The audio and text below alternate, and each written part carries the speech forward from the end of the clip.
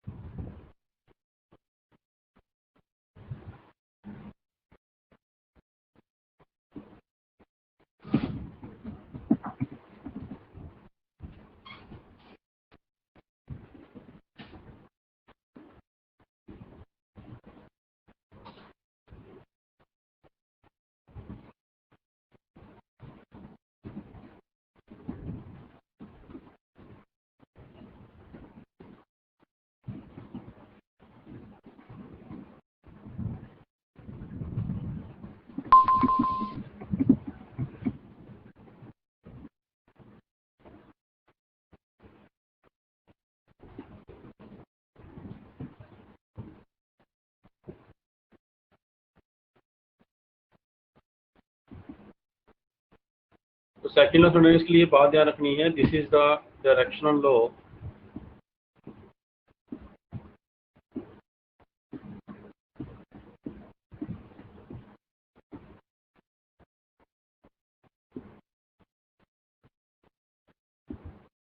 Directional law हम इसको क्यों बोलते हैं?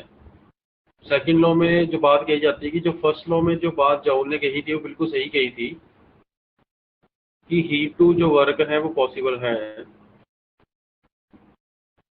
बट वो कहता वहां पे वो एक कंस्ट्रेंट लगाना भूल गया था कि हीट टू वर्क अगर होगा, मतलब फर्स्ट अगर केस है हीट टू वर्क होगा देन वर्क टू हीट भी होगा, but both are the different applications. एक ही एप्लीकेशन में ऐसा पॉसिबल नहीं है कि आप हीट टू वर्क करो, मीन्स आप हीट टू वर्क आपने चेंज कर दिया देन आपने उसी एप्लीकेशन में वर्क टू हीट कर दिया। तो this was the limitation in the first law कि फर्स्ट लॉ में एनर्जी कन्वर्जन के बारे में तो बताया गया है, बट एनर्जी जो कन्वर्ट होती है वो सिंगल डायरेक्शन में होती है, ये बात फर्स्ट लॉ में नहीं बताई गई। तो इसी बात को करेक्ट करने के लिए जो बनाया गया that was the second law of thermodynamics. जब हम एप्लीकेशंस की बात कर रहे थे देयर वाज सम प्रैक्टिकली, जब कैल्विन ने कोलॉसियस ने एक्सपेरिमेंट्स करके देखे, कार्नोट जब थ्योरम बनाने की कोशिश करी, तब उस टाइम में पता चला कि भाई ये जो रिलेशंस हैं ये सिंगल डायरेक्शन में जो है वो पॉसिबल है। तो वहां पे सेकंड लॉ में डायरेक्शन दे दिया गया कि this is the direction law. इसमें क्या है कि हीट टू वर्क और वर्क टू हीट हो सकता है, एनर्जी कन्वर्जन पॉसिबल है, but only in the single direction. जैसे अब सबसे बेसिक एग्जांपल मैं आपको देता हूँ, हम लोग क्या करते हैं, हम एज के साथ बढ़ते रहते हैं, बढ़ते रहते हैं, बड़े होते रहते हैं, बड़े होते रहते हैं, बट ऐसा इंस्टेंस नहीं आता है कि पहले हम बच्चे थे फिर हम बड़े हुए, फिर हम बीच में एक एज पे आएंगे दोबारा से, फिर हम बच्चे बनना शुरू हो जाएंगे दोबारा से, फिर हम बड़े हो जाएंगे। तो this can not be happen. हमारी जो एज है वो बढ़ती रहती है और बढ़ते बढ़ते बढ़ते वो एक बार और जो छोटे बच्चे से लेके बूढ़े होके खत्म हो जाते हैं। This is the same situation like that की एनर्जी जो है वो जहाँ से क्रिएट हुई वो फॉर्म एक फॉर्म से दूसरी फॉर्म में कन्वर्ट होती होती होती कन्वर्ट होती रहेगी वो एनर्जी, बट वो एनर्जी वापस डायरेक्शन में नहीं आ सकती है। मीन्स अगर आपको डायरेक्शन, अगर आपको वर्क टू हीट करना है तो आपको एक सिंगल डिफरेंट एप्लीकेशन बनानी पड़ेगी। क्लियर है? जैसे और सिंपल एग्जांपल देखते हैं, अगर आप अपने हैंड्स रब करो, अगर हैंड्स रब करोगे तो आपको हीट एनर्जी जो है वहां पे फील होगी कि हाथ गर्म होना शुरू हो गए, बट जब हम हैंड रब कर रहे हैं तो हमारे जो बॉडी की जो एनर्जी है वो उसमें कंज्यूम हो रही है। तो इसी हिसाब से फिर क्या आना चाहिए कि जब वो हमारे हाथ ठंडे हो जाएंगे तो वो एनर्जी दोबारा से हमारे अंदर ऑब्जॉर्ब हो जानी चाहिए, बट ऐसा नहीं होता है। एनर्जी जो हमारी बॉडी से जो रिलीज होगी वो एक बार हीट की फॉर्म के में जो है फर्दर वो किसी फर्दर जो फॉर्म में वो है लॉस हो जाती है। तो ऐसे बहुत सारे ऐसे प्रैक्टिकल एग्जांपल्स हैं जहाँ पे ये लॉ जो है हमें एक्सप्लेन करता है, हमें बताता है कि भाई एनर्जी जो है वो तो है, एनर्जी अपनी डायरेक्शन और चेंज तो करती, कन्वर्ट तो होती है, बट डायरेक्शनली चेंज नहीं होती है, मतलब एक सिंगल डायरेक्शन में चेंज होगी। रिवर्स डायरेक्शन में कभी भी एनर्जी फ्लो, या कभी कोई एनर्जी जो रिवर्स डायरेक्शन में कभी फ्लो नहीं करती है। तो that's why there are two different examples, one is a heat to work, another is a work to heat. तो अब सबसे पहले हम लोग फर्स्ट केस लेके चलते हैं। तो फर्स्ट केस मेरे पास है, this is the heat engine.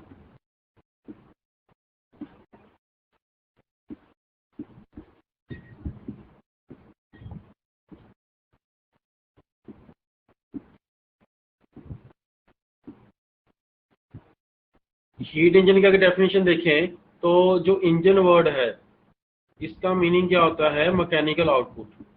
जहां भी वर्ड हमारे को इंजन मिलेगा, इसका मीनिंग क्या है, मैकेनिकल आउटपुट प्रोड्यूस करना।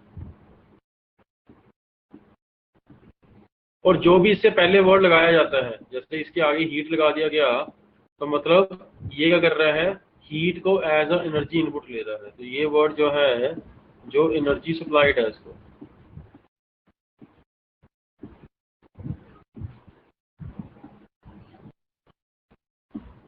जैसे लिख सकते हैं फॉर्म ऑफ एनर्जी सप्लाई। जिस भी फॉर्म में आप एनर्जी सप्लाई करते हो इसको, तो वो आगे बढ़ गया। जैसे स्टीम इंजन है, तो स्टीम एनर्जी की फॉर्म में एनर्जी सप्लाई करते हो। अगर मेरे को इलेक्ट्रिकल इंजन है तो इलेक्ट्रिकल की फॉर्म में करते हो, हीट इंजन है तो हीट की फॉर्म में करते हो। जो भी इंजन होगा, तो इंजन का प्राइमरली पर्पस क्या है कि मैकेनिकल आउटपुट को प्रोड्यूस करना। उससे पहले लगा हुआ वर्ड जो है वो क्या बताता है कि जो जहां से मैं एनर्जी कन्वर्ट करनी है। तो हीट इंजन क्या होते हैं, जो हीट एनर्जी को मैकेनिकल आउटपुट में कन्वर्ट करते हैं। ये बात क्लियर है। अब हीट इंजन में क्या होता है,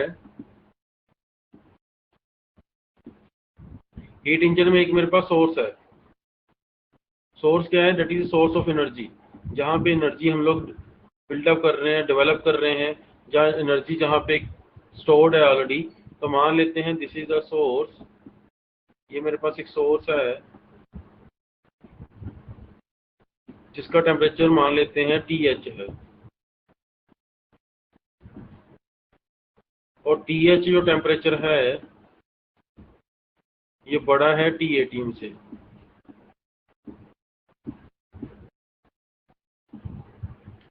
यहाँ से हमने लेट अस सपोज QH जो हीट है वो हमने अब्जॉर्ब कर लिया यहाँ से। और यहाँ पे एक हीट इंजन लगा हुआ है,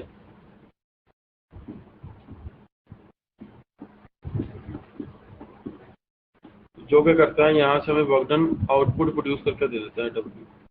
और बाकी बची हुई एनर्जी जो है वो हम लोग यहाँ सप्लाई कर देते हैं QL की फॉर्म में।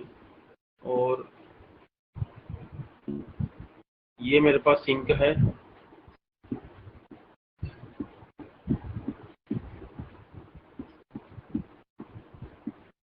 इसको मान लेते हैं T लोअर। तो T लोअर यहाँ पे जो है,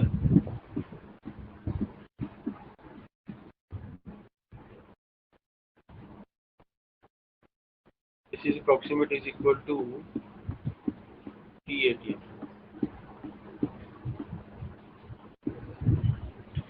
ठीक है, एक सोर्स है, वहाँ पे TH टेम्परेचर मेंटेन्ड है, वहाँ से हम QH एनर्जी जो है वो ले लेते हैं और हीट इंजन को सप्लाई करते हैं। हीट इंजन हमारे को वर्क आउटपुट W दे देता है, बाकी बची हुई एनर्जी वो सिंक में जो है वो रिलीज कर देता है। ये मेरे पास केस है। अब इसको, अब हमें क्या करना है, जितने भी इंजन होते हैं इनकी हम निकालते हैं एफिशिएंसी। तो यहाँ हमें बेसिकली निकालनी है थर्मल एफिशिएंसी।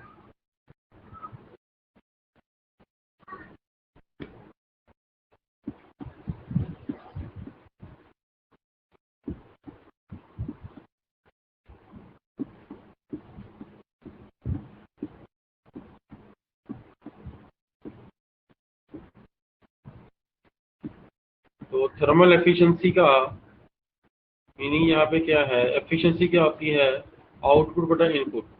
तो मेरे पास बेसिकली आउटपुट यहाँ पे क्या है, वर्क डन।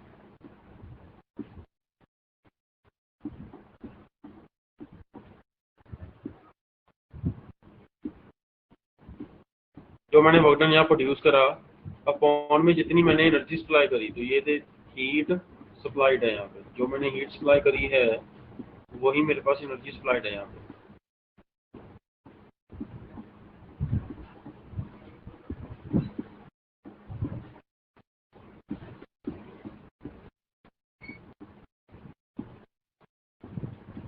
इसको अब हम देखेंगे, this is equal to W upon में QS, और W की वैल्यू कैलकुलेट करने के लिए फर्स्ट लॉ लगाता हूँ। तो फर्स्ट लॉ में मैं इसको अपना सिस्टम मान लेता हूँ।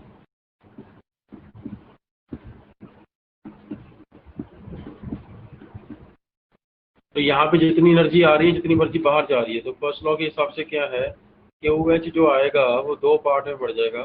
This is equal to W plus QL। तो W is equal to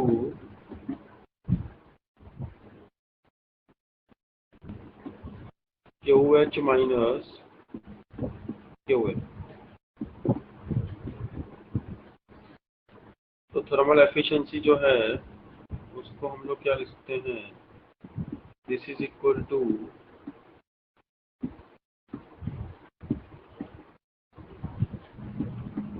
QH minus QL। और यहाँ पे भी जो QS है प्रैक्टिकली वो कौन सा है, this is equal to QH। तो QH एनर्जी सप्लाई करते हैं हम।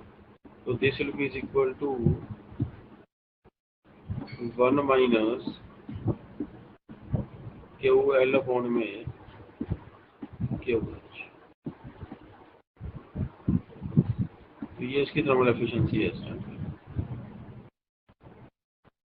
वितरण ऑर्डर कर लो, फिर इस एफिशिएंसी के ऊपर डिस्कशन करते हैं डिटेल में कि यहाँ क्या क्या और किस तरह से चेंज हो रहा है।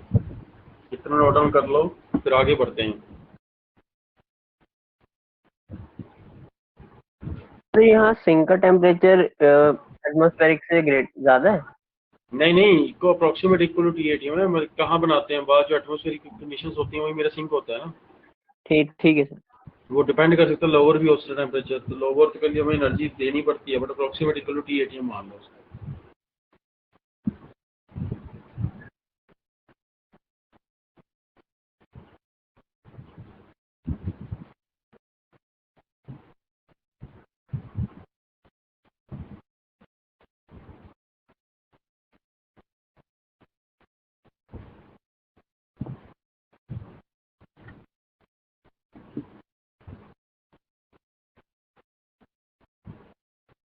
साइकिल में जितने भी है, जैसे इंजन है हमारे पास, तो इंजन इज साइकिल, तो साइकिल जितने भी होंगे उसमें इंटरनल एनर्जी ऑलवेज जीरो होंगी। जो भी थर्मोडायनेमिक साइकिल बना रहा है वो इंटरनल एनर्जी जीरो ही है, पॉइंट फंक्शन प्रॉपर्टी जीरो है इनमें।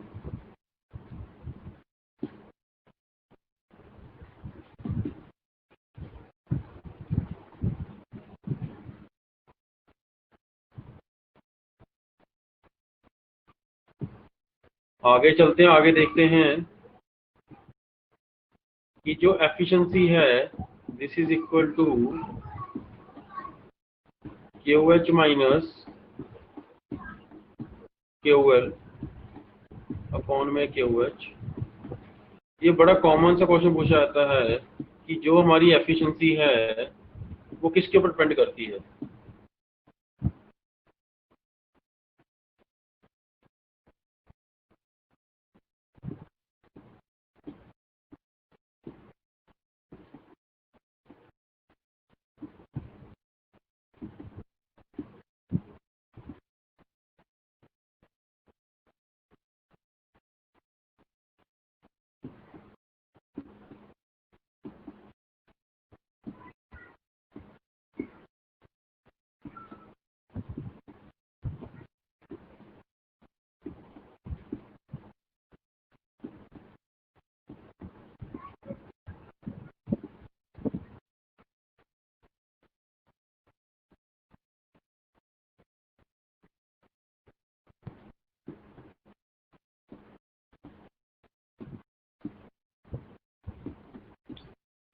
तो हम यहाँ देखते हैं ये किसके ऊपर डिपेंड करती है। अगर अब सबसे पहले QH की बात करूँ, तो अगर मैं QH की वैल्यू को कम करता हूँ तो एफिशिएंसी, यहाँ पे इनवर्स इक्वेशन दिख रही है मेरे को।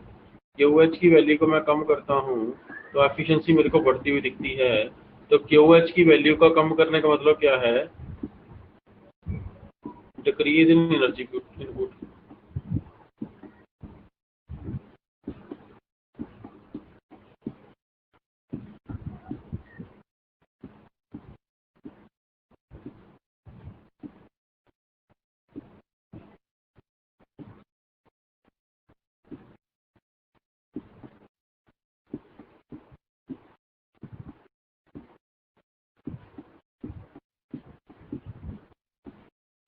तो यहाँ पे हमारी एक मशीन होती है PMM1, perpetual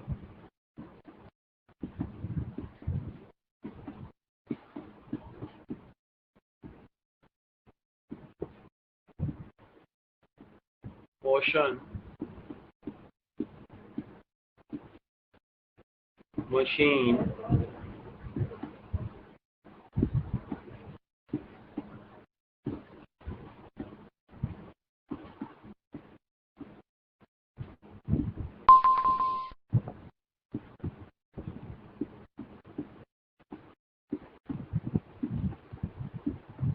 of first kind.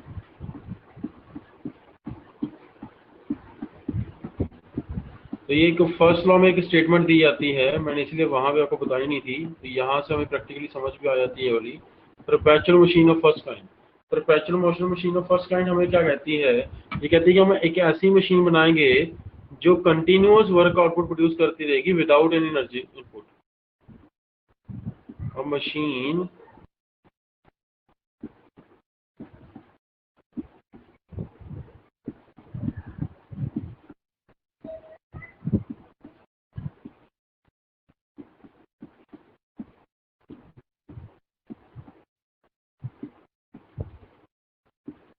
which produces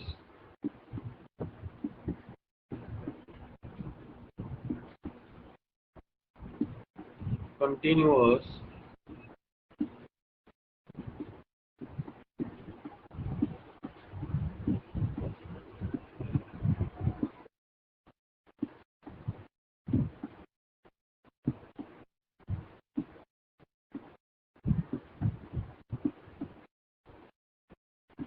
work output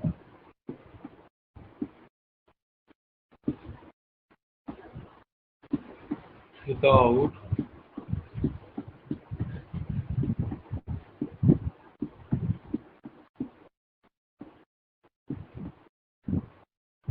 any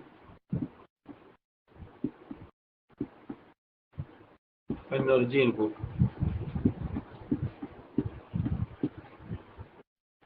but ये जो मशीन है दिस परपेचुअल मशीन मतलब एक थ्योरेटिकल मशीन है। तो फर्स्ट जो केस है हम जो बना रहे थे यहाँ पे कि हमारी जो एफिशिएंसी है वो क्यू के एच के ऊपर डिपेंड करती है, तो this is not practically feasible. Second बार देखते हैं, एफिशिएंसी जो है अगर मैं let us suppose Q H को फिक्स करके क्यू एल की वैल्यू जो है वो डिक्रीज करना स्टार्ट कर देता हूँ, तो मेरे पास एफिशिएंसी की वैल्यू जो है वो इंक्रीज करती हुई दिख रही है। तो मतलब क्यू एल को मिनिमम 0 कर सकता हूँ, तो फिर मतलब एफिशिएंसी जो है वो अप्रोचेस टू 100% है।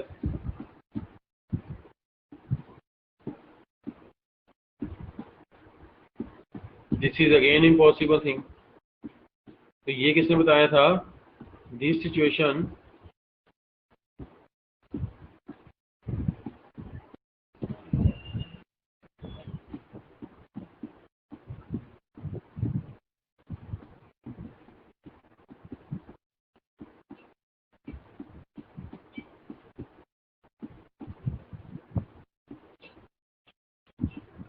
violates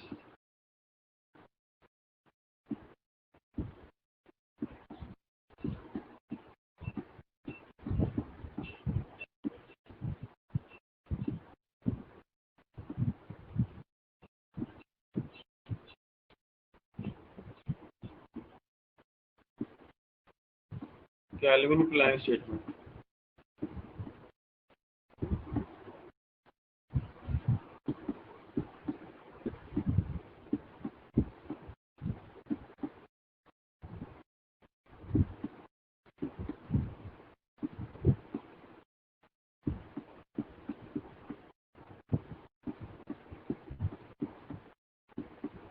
ये कैल्विन प्लैंक स्टेटमेंट क्या होती है, इसको हम आगे डिस्कस करेंगे। कैल्विन प्लैंक ने बेसिकली ये बताया था इसके हिसाब से कि मेरे पास जो हीट रिलीज है मतलब सारी की सारी एनर्जी जो है कभी वर्क डन में कन्वर्ट नहीं हो सकती, मतलब क्यू एल जो है वो कभी जीरो नहीं हो सकता है। क्यू एल की वैल्यू कुछ ना कुछ रहेगी रहेगी, मतलब क्यू एच जो है वो कभी वर्क डन के इक्वल नहीं हो सकता है कम्प्लीटली। ये केल्विन प्लैंक स्टेटमेंट थी, तो इसके हिसाब से तो हम केल्विन प्लैंक स्टेटमेंट को क्या कर रहे हैं, वायलेट कर रहे हैं।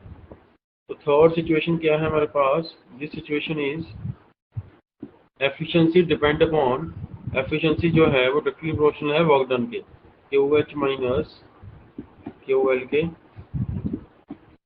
वो डायरेक्टली प्रोपोर्शनल है वर्क डन।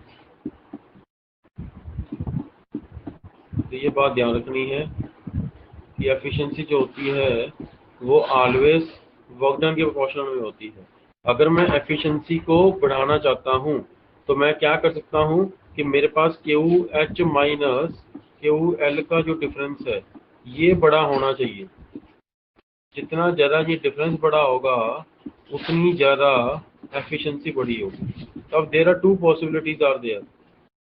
मैं अब क्या कर सकता हूँ, इसको बढ़ाने के लिए मैं अब क्या कर सकता हूँ, या तो मैं QH की वैल्यू फिक्स रखूँ और QL को जो मैं डिक्रीज करता रहूँ, मतलब मैं QH की वैल्यू फिक्स कर दूँ और QL का मैग्नीट्यूड मैं जो कम करता रहूँ, तो वो मेरे पास जो केस है वो मेरे पास क्या बनता रहेगा, एफिशिएंसी मेरा बढ़ाता रहेगा। प्रैक्टिकल केसेस में हम यही काम करते हैं कि जितना मेरा कम हीट लॉस होगा उतनी ज़्यादा जो इंजन है, जो हमारी कोई भी एप्लीकेशन है, वो उतनी ज़्यादा एफिशिएंट होगी। ये यूजली हम कहते हैं, तो यहाँ देखने को मिलता है कि जितना ज़्यादा एनर्जी लॉस कम होगा उतना ज़्यादा मेरे एफिशिएंसी सिस्टम की होगी। सेकंड कंडीशन को हम देखते हैं कि अगर मैं QL को फिक्स करके QH को बढ़ाना स्टार्ट कर दूं, तो QL को फिक्स करके मैं QH को बढ़ाना स्टार्ट करता हूं, तो अल्टीमेटली सी बात है मेरा सोर्स का जो टेम्परेचर बढ़ना शुरू करता है। अब सोर्स का टेम्परेचर बढ़ने का मतलब ये है कि सोर्स की रेजिस्टिंग पावर, सोर्स तो किसी मटेरियल का बना होगा ना, जब सोर्स हम किसी मटेरियल के बनाएंगे तो उस मटेरियल की resisting, high temperature resisting power भी ज़्यादा होनी चाहिए। तो उस केस में क्या है कि this is a material constraint, यहाँ पे एक मटेरियल का कंस्ट्रेंट आ जाता है। बिकॉज हर एप्लीकेशन में हम ऐसा नहीं कर सकते हैं कि हम लोग क्या करें कि बहुत महंगी एक्सपेंसिव जो मटेरियल है, अब टाइटेनियम हो गया, प्लेटिनम हो गया, ये बहुत हाई टेम्परेचर जो है वो मेंटेन कर सकते हैं, सस्टेन कर सकते हैं, but these are the very expensive materials. तो इसलिए हम लोग इनको प्रैक्टिकली बहुत जल्दी एप्लीकेशंस में हम यूज नहीं करते हैं। It depend upon the customer need as well. तो कस्टमर को भी मतलब ये डिजायर नहीं है कि बहुत ज़्यादा महंगा एप्लीकेशन जो है वो परचेज करेगा, तो इसलिए ये एक मटेरियल कंस्ट्रेंट है। तो हमारा ज़्यादा फोकस जो है वो H को बढ़ाने के ऊपर नहीं होता है, हमारा ज़्यादा फोकस जो होता है QL को रिड्यूस करने के ऊपर होता है। इसीलिए ही एप्लीकेशंस में जब हम अप्लाइड पढ़ते हैं तो वहाँ ज़्यादा फोकस किस चीज़ के ऊपर देखने को मिलेगा कि जो एग्जॉस्ट गैस आ रही है उसको रीयूज करने के ऊपर वो फोकस करते हैं। तो उसको आप रीजनरेशन कर दिया, चाहे हमने इकोमाइजेशन कर दिया, या अदर जो प्रोसेस है रीहीटिंग कर दिया, जो भी एग्जॉस्ट गैस में चल रहा होगा काम, उस प्रोसेस को, उस वैल्यू को हम लोग क्या करते हैं, रिड्यूस करने की कोशिश करते हैं। यही एक रीजंस है, यहाँ पे हम बेसिक से सीखने को मिलता है कि जितना ज़्यादा मैं QH बढ़ा सकता हूँ, ऐसा नहीं मैं QH नहीं बढ़ा सकता हूँ, बट QH के बढ़ने से जो एप्लीकेशन की कॉस्ट बढ़नी शुरू हो जाएगी। बिकॉज सोर्स जहाँ है उस सोर्स का मटेरियल मेरे को हैंडल करना पड़ेगा, तो उस मटेरियल को हैंडल करने के एक्सपेंसिव मटेरियल है, नॉर्मल मटेरियल की मैं कंपैरेटिवली बात करूं तो अब QH की जो है वो एक लिमिटेशन है मटेरियल कंस्ट्रेंट। जहां तो मेरी रिक्वायरमेंट होगी होगी कि मेरा काम नहीं चल रहा है सस्ते मटेरियल से और मैं उससे मेरे को टेम्परेचर भी ज़्यादा अटेन करना ही करना है, उस टाइम में तो मजबूरी में तो मटेरियल चेंज करना ही पड़ेगा। बट फर्स्ट ट्राई हमारी ये होती है कि QH को हम लोग फिक्स रखें और QL को जितना ज़्यादा कम कर सकते हैं QL को उतना ज़्यादा हम लोग कम कर दें। जितना ज़्यादा QL को हम लोग कम कर पाएंगे, हमारी एफिशिएंसी, हमारा वर्क डन जो है उतना ज़्यादा बढ़ पाएगा और उसके कॉरस्पॉन्डिंग हमारी इंजन की, हमारी जितनी भी एप्लीकेशंस हैं उन सबकी जो एफिशिएंसी है वो उतनी ज़्यादा ही जो है वो इंक्रीज हो पाएगी। तो सारी सारी अप्लाइड जो है वो इसी कॉन्सेप्ट के ऊपर बेस्ड है। ये तीन बातें में जहाँ लिखी है, अप्लाइड में तीन बातें ही चलती हैं, तीन बातों को ध्यान में रख के सारी एप्लीकेशन का डिज़ाइन बनाया जाता है। यस, ये विश्वास PMM1 को वायलेट करती है, इसलिए हमारे को PMM1 मशीन जो है हम लोग प्रैक्टिकली बना ही नहीं सकते हैं। ये PMM1 को वायलेट नहीं कर रही है, PMM1 को फॉलो कर रही है। तो PMM1 जो है वो फर्स्ट लॉ को वायलेट करती है। हाँ, ये मतलब यही है, PMM1 जो है वो फर्स्ट लॉ को वायलेट करती है।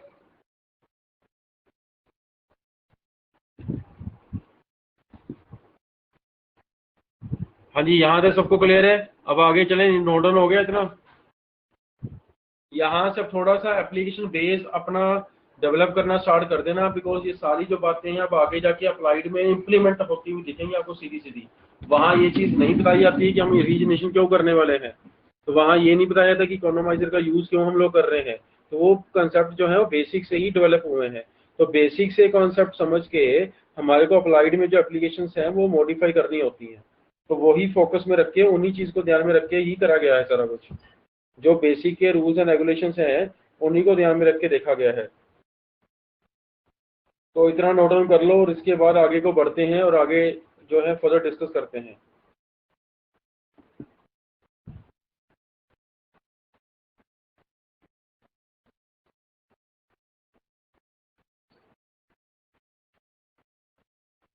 नहीं, तो हमारे पास ना ही पहला केस यूज होगा ना ही दूसरा केस यूज होगा।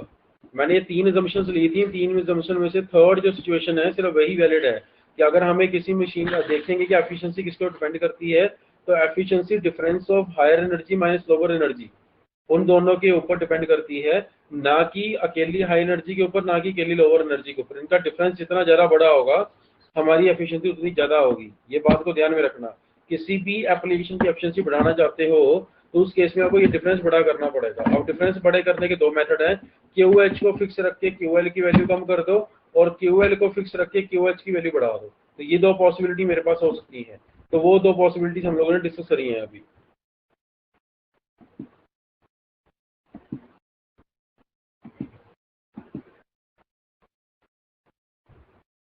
पहले वाला पॉसिबल कॉल नहीं है। अब किसी सिस्टम में एनर्जी इनपुट ही नहीं दोगे, एनर्जी का इनपुट अगर कम होता जाएगा तो आउटपुट कैसे बढ़ा सकते हो आप? आउटपुट बढ़ेगा ही नहीं ना। तो पहली जो बात है वो पीएमए 1 मशीन बना रही है। तो पीएमए 1 मशीन जो है फर्स्ट लॉ को वायलेट करती है कि एनर्जी का इनपुट है नहीं है बट एनर्जी कन्वर्ट होती जा रही है। How does it possible? It can not be possible. First law ये कहता है कि एनर्जी का कन्वर्जन होगा। ठीक है जी, तो एनर्जी ही नहीं, इनपुट नहीं है, तो फिर कन्वर्जन कैसे होगा?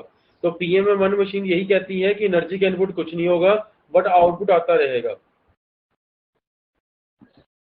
तो आगे बढ़ते हैं। आगे मेरे पास है रिवर्स इंजन।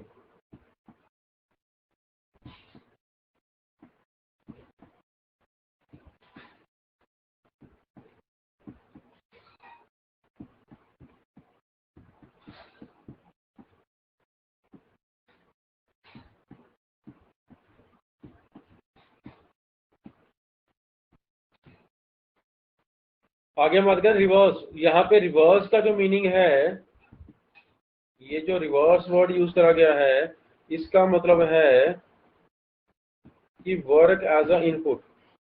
जो हम इंजन में वर्क एज अ आउटपुट ले रहे थे, यहाँ पे वर्क इनपुट है। मतलब ये कैसी एप्लीकेशन है जो वर्क टू हीट कर रही है। अब रिवर्स का मीनिंग ये नहीं है रिवर्सिबल है। रिवर्स जो है वो रिवर्सिबल भी हो सकती है, नहीं भी हो सकती है। ऐसा कुछ नहीं है कि हर रिवर्स एप्लीकेशन रिवर्सिबल ही होगी, रिवर्सिबल नहीं हो सकती है।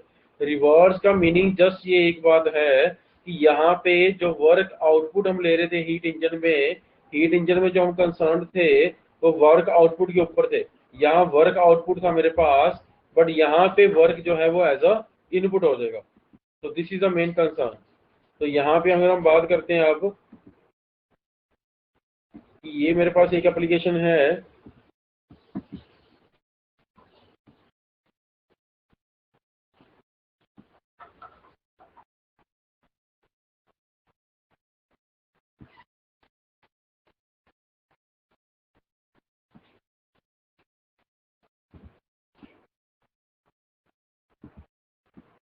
यहाँ पे हमने बना दिया रिवर्स हीट इंजन। अब इसमें जो वर्क डन है वो WI मान लेते हैं यहाँ पे कि वर्क इनपुट है। ये लेटर सपोज TL है और ये मेरे पास TH है और यहाँ से एनर्जी इनपुट होगी QL और यहाँ पे एनर्जी रिलीज करके मिलेगी QH।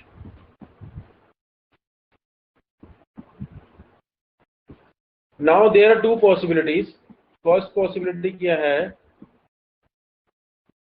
Refrigerator.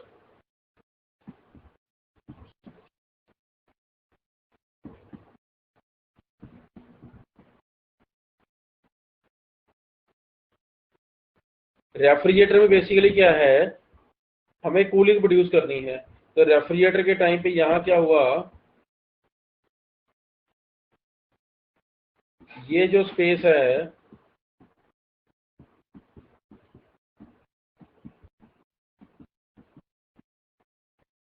This is the space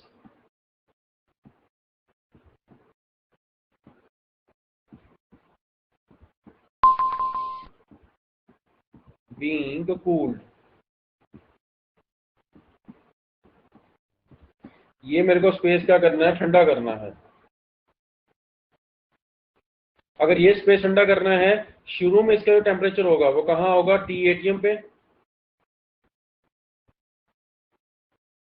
तो मतलब ये T80 जो है वो बड़ा होना चाहिए TL से। जब हम ऐसा कह सकते हैं TL जो है वो जब तक T80 से छोटा नहीं होगा तब तक हमारे पास ये सिचुएशन जो है वो मेंटेन नहीं हो पाएगी। मेरे को ठंडा करना है तो अल्टीमेटली यहाँ पे मेरे को क्या करना है, टेम्परेचर को रिड्यूस करना है। अगर इस टेम्परेचर रिड्यूस करना है तो वो तभी हो पाएगा जब ये वर्क WI इनपुट मैं इसको दूंगा। जब मैं इस मशीन को WI इनपुट दूंगा तो ये क्या करेगी, ये QL हीट इसमें से अब्जॉर्ब करेगी और TL टेम्परेचर को डिक्रीज करना स्टार्ट कर देगी। जब QL हीट इसमें अब्जॉर्ब होना शुरू होगी, इधर से WI इनपुट आएगा तो QH जो है वो बाहर एनर्जी मिलती रहेगी। तब हमने यहाँ पे देखा है एक बार कि जो QL है प्लस जो WI है, ये मिलके जो है ये आपको क्या देगा, this is equal to QH। तो इसलिए क्या होता है, जो रेफ्रिजरेटर्स होते हैं जब उनके बैक साइड पे आप खड़े होते हो तो आपको गर्म, वहां पे ज्यादा गर्मी फील होती है। बिकॉज वो क्या कर रहा है, एक तो हमारे पास जो वर्क इनपुट हमने उस मशीन को सप्लाई करा वो, और जो उस सिस्टम में से उसने हीट अब्जॉर्ब करी, उन दोनों को ऐड करके वो बाहर हमें जो है उसको फेंकते हैं। तो जब उसको बाहर हम निकालते हैं तो वो एनर्जी बेसिकली समेशन है इन दोनों का। तो इसलिए ये जो हीट जो back side of the refrigerator, back side of the आपके एसी जो होते हैं, जितनी भी रेफ्रिजरेटर जो मशीन्स काम कर रही हैं, जो कूलिंग प्रोड्यूस कर रही हैं, तो उनके बैक साइड पे ऑलवेज क्या होता है, आपको जो है वो गर्मी वहां पे महसूस होती है, मतलब वहां पे ज्यादा गर्म प्रोड्यूस होता है। तो यहाँ से अगर मैं WI निकालने की कोशिश करूंगा तो WI will be is equal to QH minus QL। अब ये जो मशीन्स होती हैं इनकी हम एफिशिएंसी कैसे चेक करते हैं, इनकी एफिशिएंसी हम लोग नहीं चेक करते, इनकी परफॉर्मेंस चेक करते हैं। बिकॉज यहाँ पे जो हमने वर्क इनपुट दिया है ये ऑलरेडी वो वर्क इनपुट होगा जो हम किसी मशीन से पहले से प्रोड्यूस कर रहे होंगे। शायद हो सकता है कि ये किसी हीट इंजन से कनेक्ट करा हुआ हो, कि यहाँ पे कोई हीट इंजन है, हो सकता है यहाँ पे जनरेटर हो, यहाँ पे हो सकता है आप इलेक्ट्रिसिटी की सप्लाई कर रहे हो। तो अल्टीमेटली वही वर्क डन होगा जो हम ऑलरेडी प्रोड्यूस कर रहे थे। जो प्रोड्यूस हमने वर्क डन करा है उस वर्क डन को हम अब यूटिलाइज करेंगे सप्लाई करने के लिए। तो अब हम क्या देखते हैं, उसकी परफॉर्मेंस चेक करते हैं कि जो मैंने एनर्जी सप्लाई करी है वो कैसा परफॉर्म कर रही है, कि जितनी मैं एनर्जी सप्लाई करता हूँ तो उसकी कितनी परफॉर्मेंस आती है। तो इसलिए यहाँ निकालते हैं coefficient of performance.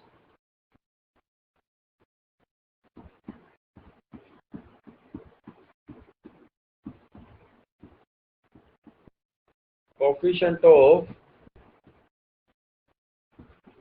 Performance.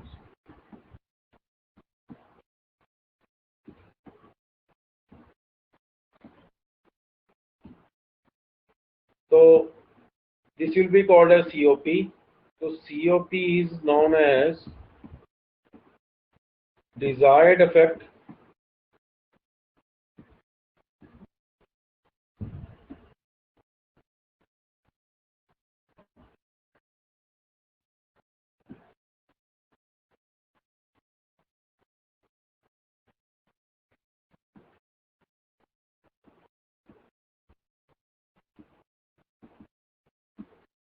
desired effect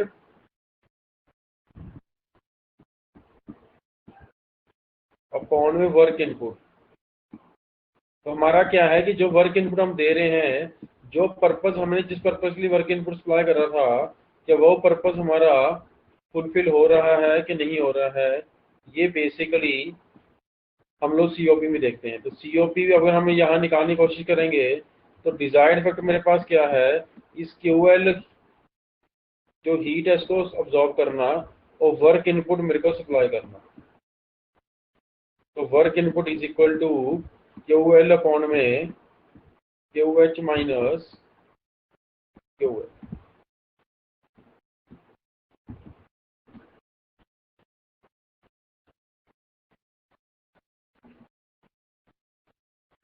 coefficient of performance, C, पहला वर्ड सी उठा लिया यहाँ से, दूसरा वर्ड ओ उठा लिया यहाँ से, तीसरा वर्ड सी पी उठा लिया, तो ये सीओपी का मतलब यहाँ पे कोफिशिएंट ऑफ परफॉर्मेंस है।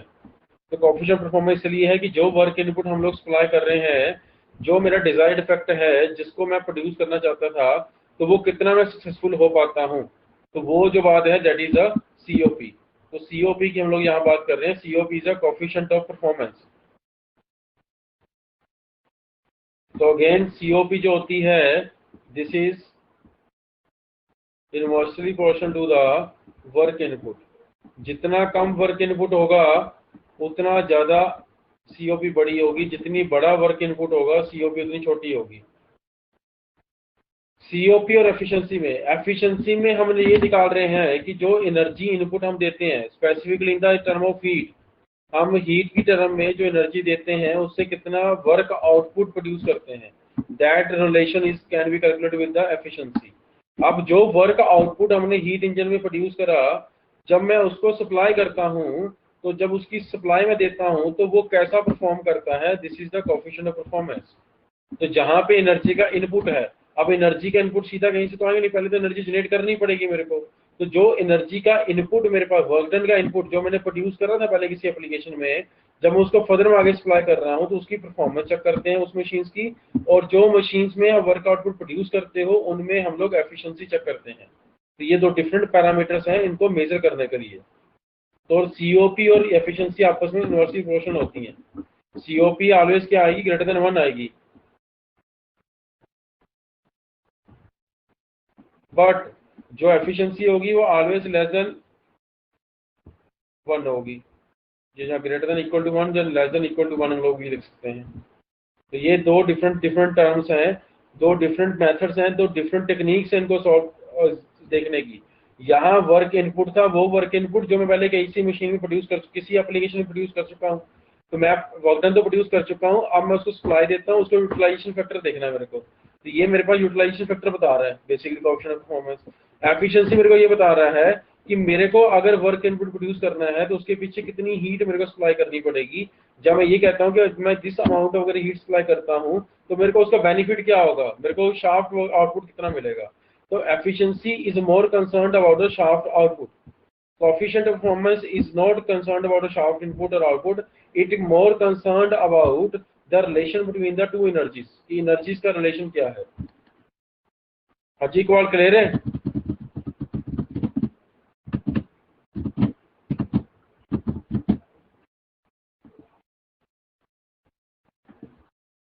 तो हम आगे बढ़ते हैं, आगे देखते हैं। फर्स्ट एप्लीकेशन हमारे पास थी रेफ्रिजरेटर, और इसको मैं लिख देता हूँ COP ऑफ R।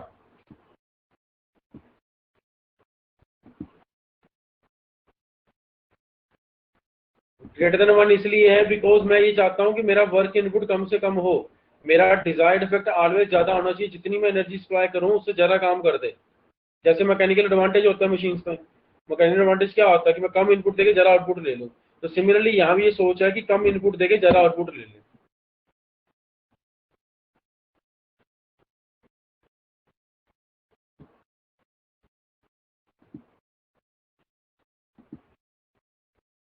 तो इसी में ही नेक्स्ट एप्लीकेशन जो रिवर्स इंजन में आती है, this is the heat pump.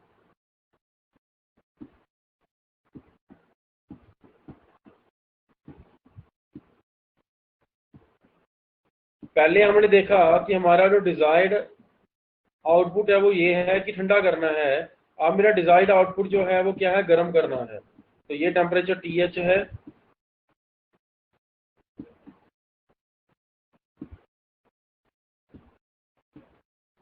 ये QH हम एनर्जी सप्लाई कर देते हैं।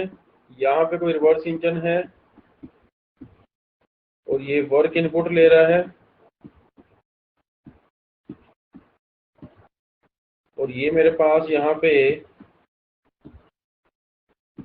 QL है, और ये जो एनर्जी ऑब्जॉर्व कर रहा है ये QL से कर रहा है, तो TL से कर रहा है।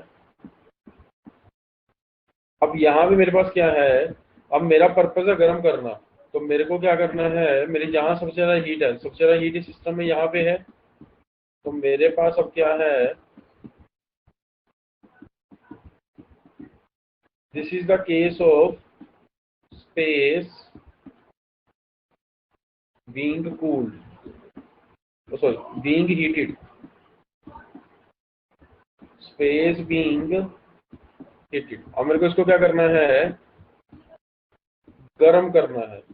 अगर मेरे को इसको गर्म करना है तो गर्म कब हो पाएगा, जब इस केस में मैं जो QH जो हीट है वो सप्लाई कर देता हूँ। अगर मैं इतनी अमाउंट ऑफ हीट सप्लाई कर देता हूँ और इतने वर्क डन के साथ, तो मेरे पास ये सिस्टम जो है वो गर्म प्रोड्यूस करना शुरू कर देगा। तो जो हमारे ब्लोवर्स होते हैं तो वो इसी एप्लीकेशन के ऊपर काम करते हैं। तो अब मेरे पास TH का जो टेम्परेचर है वो क्या होना चाहिए, that should be more than equal to TATM। और TL तो कहाँ पड़ा होगा, TL तो ऑलरेडी TATM पे पड़ा होगा।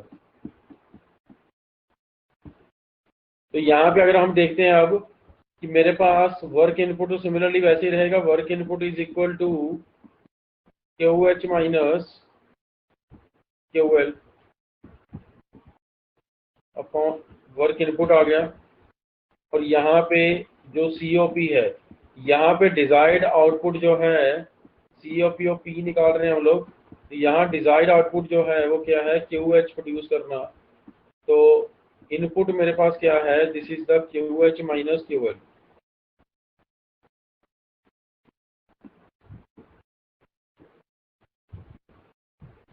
तो सिमिलरली जितना वर्क इनपुट ज्यादा होगा COP उतनी बड़ी आनी चाहिए। तो ये मेरे पास COP बन जाती है पंप की।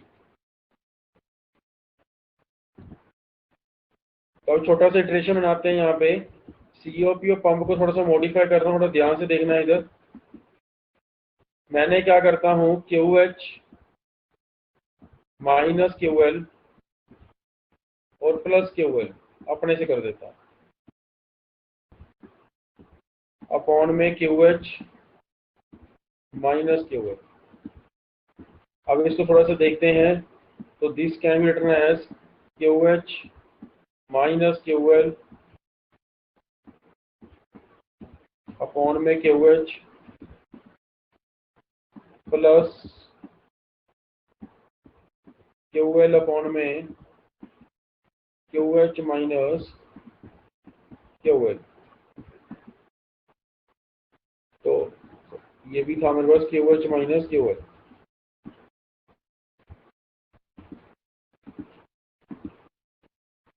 QH माइनस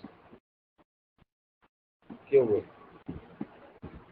ये फैक्टर हो गया 1 और ये बन गई COP ऑफ R।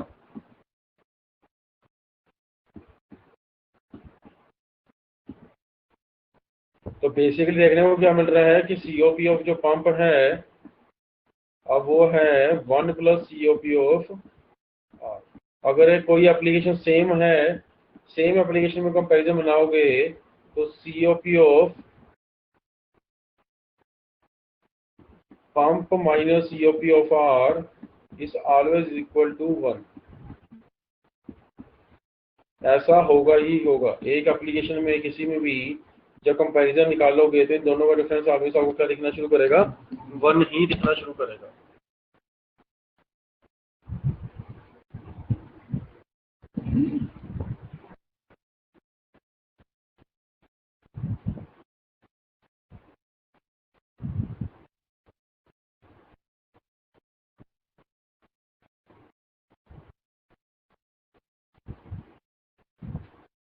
तो इतना नोट डाउन कर लो, फिर आगे बढ़ते हैं।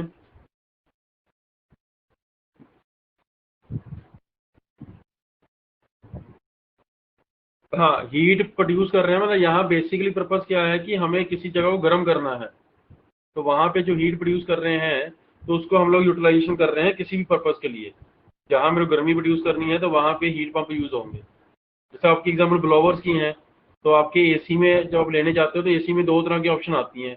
एक तो सिर्फ एसी आते हैं जो सिर्फ जो है वो कूलिंग प्रोड्यूस करते हैं, कुछ एसी ऐसे भी आते हैं ड्यूल पर्पस करते हैं, तो वो हीटिंग भी करता है वो जो कूलिंग भी करता है। तो उसमें जो एसी, जब वो सेम एसी जो है वो हीट पंप की तरह काम करना शुरू करता है जब वो उसको गर्मी प्रोड्यूस करना स्टार्ट कर देता है वो।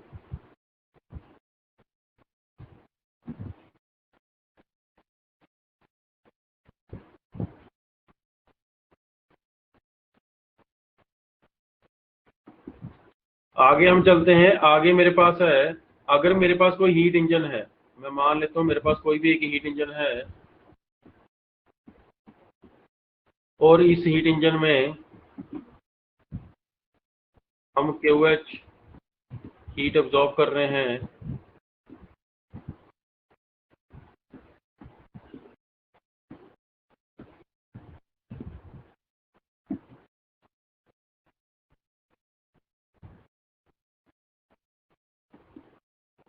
और QL एनर्जी हम लोग रिलीज कर रहे हैं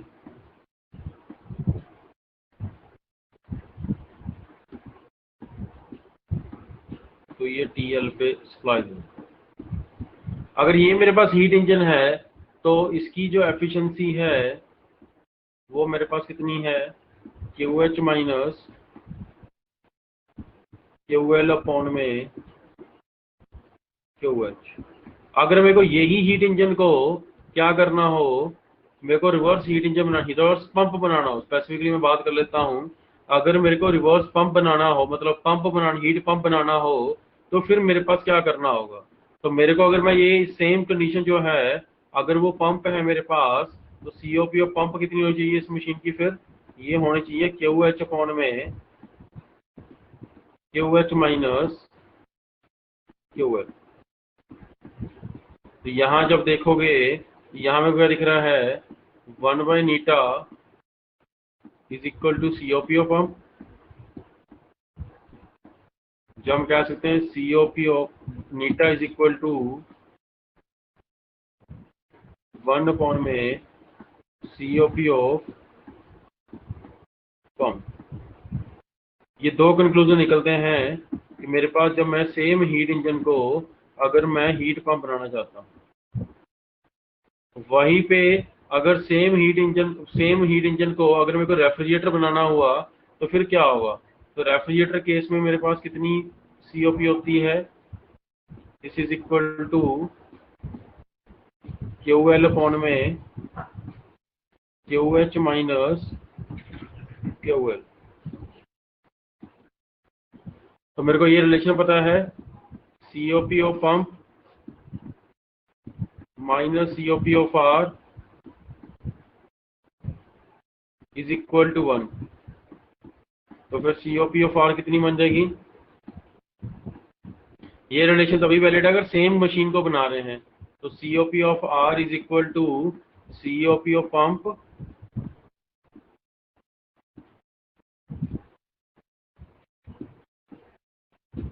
-1। तो ये कितनी हो जाएगी, 1/नीटा -1। ये लास्ट टाइम क्वेश्चन में आया था पेपर में, लास्ट के गेट क्वेश्चन में था, उसने ऑप्शन ऐसे दिया था, नीटा इनवर्स -1। तो वो एक ही बात है, 1/नीटा -1 होता है। तो ये बात ध्यान रखना बहुत जरूरी है कि वो जो रिलेशन पूछ रहा है वो रिलेशन किस तरह में पूछ रहा है, वो रिलेशन हीट पंप की तरह में पूछ रहा है कि वो रेफ्रिजरेटर की तरह में पूछ रहा है। हमने ये क्रैमिंग हो जाती है हमारे को कि एफिशिएंसी और COP जो है वो आपस में इन्वर्सली प्रोपोर्शनल होती हैं। वो सिर्फ किस केस में होती हैं, हीट पंप और इंजन के केस में होती हैं, बट हीट पंप और रेफ्रिजरेटर के केस में वो 1/नीटा -1 हो जाती हैं। ये फैक्टर ध्यान में रख लेना क्योंकि ये फैक्टर बहुत ज़्यादा इंपॉर्टेंट है। ये बहुत सारे न्यूमेरिकल शॉर्टकट वे से सॉल्व करना चाहते हो तो वहाँ पे भी ये सॉल्व करने में आपको बहुत हेल्प मिलेगी। तो इनमें जो शॉर्टकट्स हैं वो इनके जो बेसिक जो कॉन्सेप्ट हम डेवलप करेंगे, जो नई नई अपनी तरफ से रिलेशन डेवलप कर लेंगे, उन्हीं रिलेशन के बेस पे जो है ये शॉर्टकट जो है इस चैप्टर के जो है वो तैयार होते रहेंगे अपने आप ही। क्लियर है यहाँ तक सबको। यहाँ तक अब कोई डिस्कशन है तो मेरे से डिस्कस कर लो, नहीं तो फिर मैं आगे नए टॉपिक की तरफ बढ़ूँ।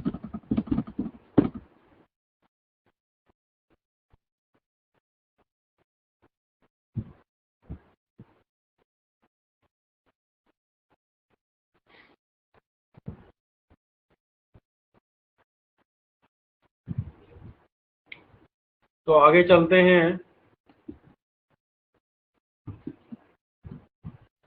तो आगे मैं डिस्कस कर रहा हूँ केल्विन प्लैंक स्टेटमेंट। हाँ जी, हाँ जी, बोलो बोलो। सर प्रीवियस स्लाइड पे मूव करना, नोट करना रह गया था। कर लो कर लो कर लो।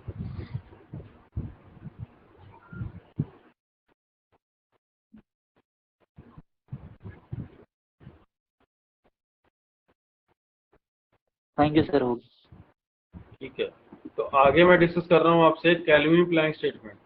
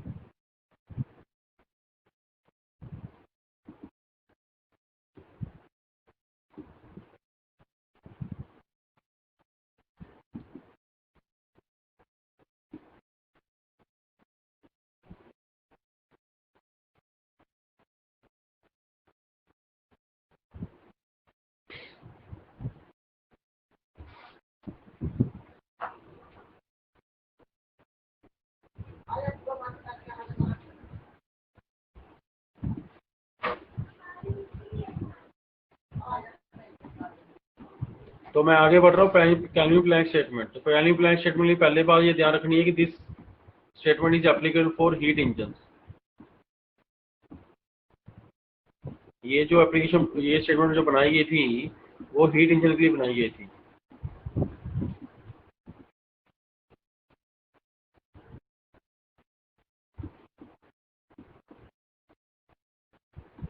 ठीक है जी। दूसरी बात ये ध्यान रखनी है, ये हीट टू वर्क के लिए एप्लीकेबल है।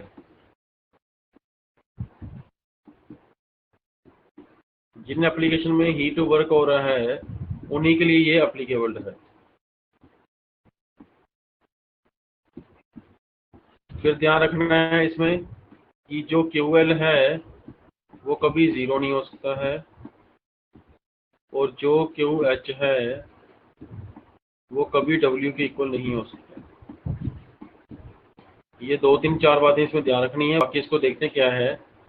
ये कहता है कैल्विन प्लैंक ने बोला it is impossible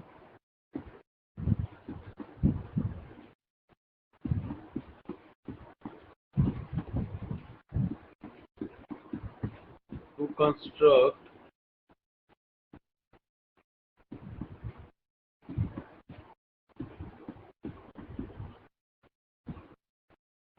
a heat engine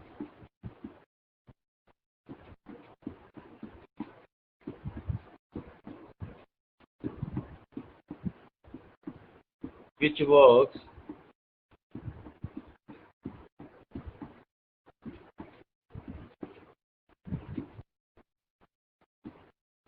under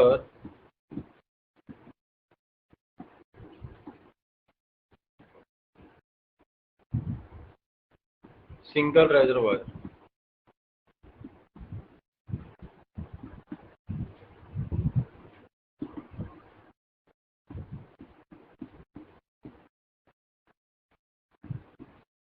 कहता है ऐसी मशीन बनाना बहुत इम्पॉसिबल है जिस केस में मेरे पास क्या हो, एक TH टेम्परेचर हो और ये यहाँ से QH हीट हम लोग अब्जॉर्ब करते हैं, और इसके बाद ये सिर्फ एक इंजन लगा हुआ है और ये इंजन जो है वो वर्क आउटपुट प्रोड्यूस करता है।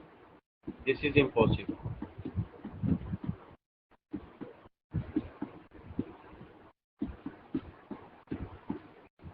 ऐसा नहीं हो सकता। तो इसका मीनिंग क्या हुआ, QL कभी जीरो नहीं हो सकता है।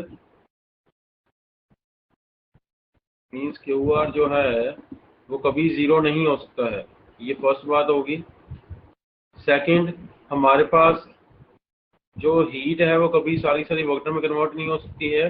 और इसके बाद एक और बात लिख लो, एफिशिएंसी जो है वो कभी भी 100% नहीं हो सकती है। तो ये बात किसने बोली थी कि एफिशिएंसी 100% नहीं होती है, वो तो हमने कॉमनली सुना है और हम सबको ये जवाब भी देते हैं कि एफिशिएंसी 100% नहीं होती है। तो भाई ये बताई किसने थी, ये प्रूफ किसने करा था, ये ज्यूम किसने करवाया था और इसको प्रैक्टिकली ज्यूम करके किसने देखा था। तो वो जो थे वो कैल्विन प्लैंक थे जिन्होंने ये रिसर्च करा कि किसी भी मशीन की जो एफिशिएंसी है वो 100% होना पॉसिबल नहीं है।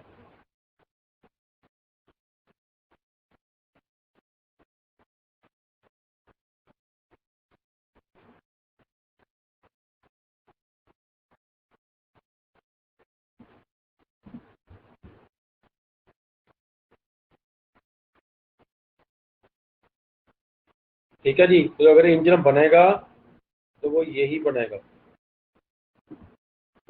TH QH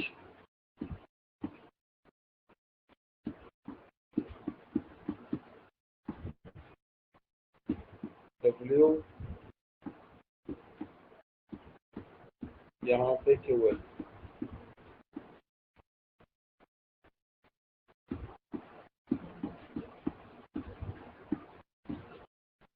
तो this is the only feasible case, this is the possible case.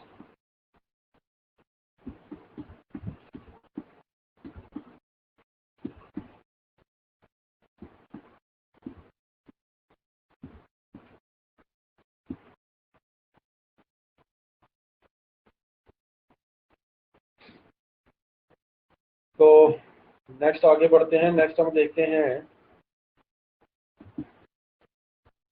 Closius statement.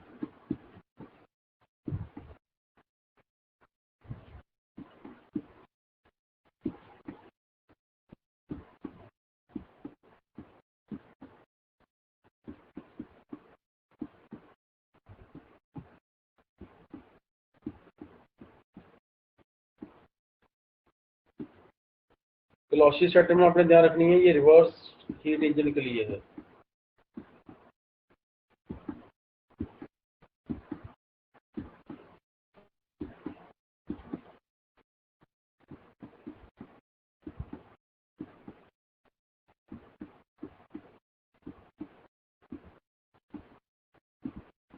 और ये वर्क टू हीट जहाँ पे होगा, जिन एप्लीकेशन में, वहाँ इम्प्लीमेंट होगा।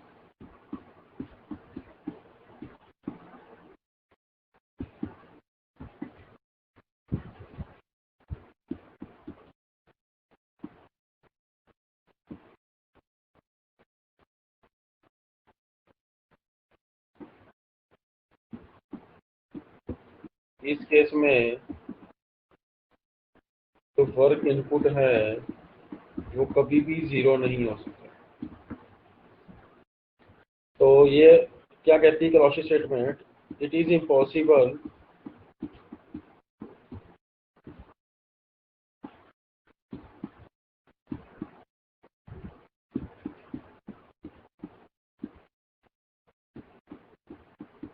To construct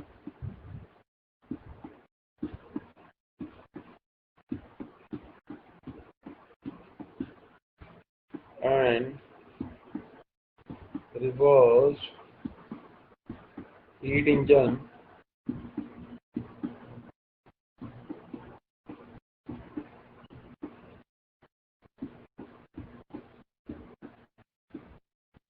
which transfers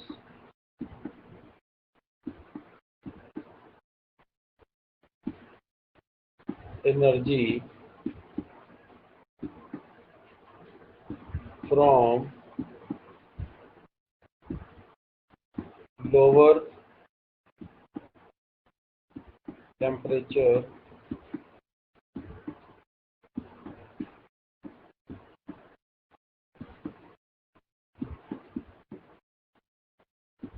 to higher temperature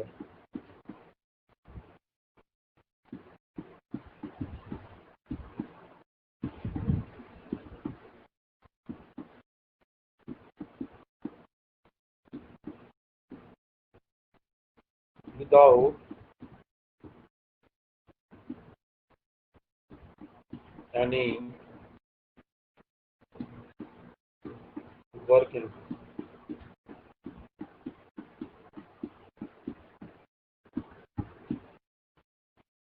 तो भाई ऐसा पॉसिबल नहीं है कि हम लोअर टू हाई एनर्जी जो है वो ट्रांसफर कर दें और विदाउट वो भी वर्क दिए बिना। तो ये बात किसने बताई थी? ये बात हमारे क्लॉसियस ने बताई थी। तो मतलब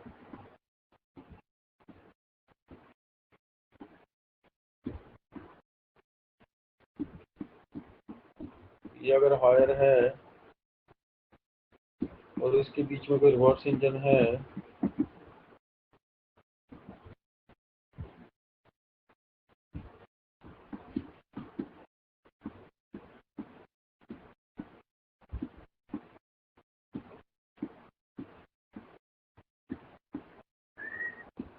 फ्यूल है,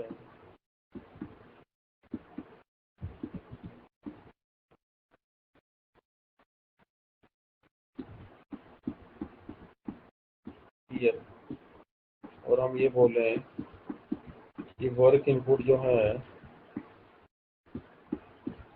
वो equal to 0। This is the impossible case.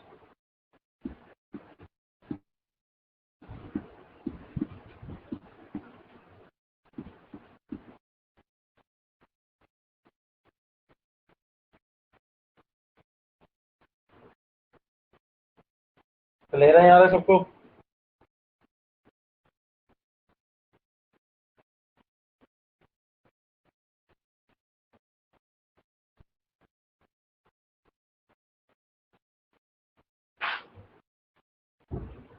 यहाँ ना किसी तरह कोई डाउट है डिस्कस कर लो, फिर मैं आगे चलूँ।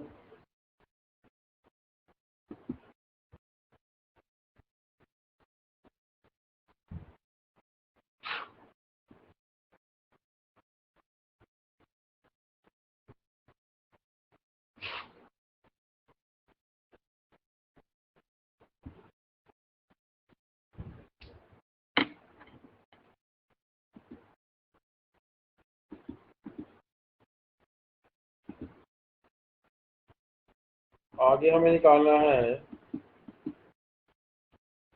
इक्विवेलेंस ऑफ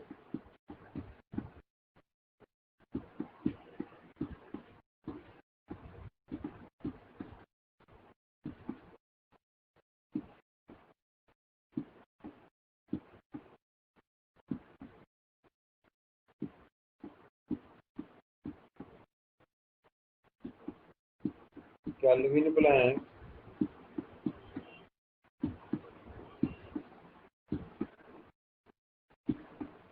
एंड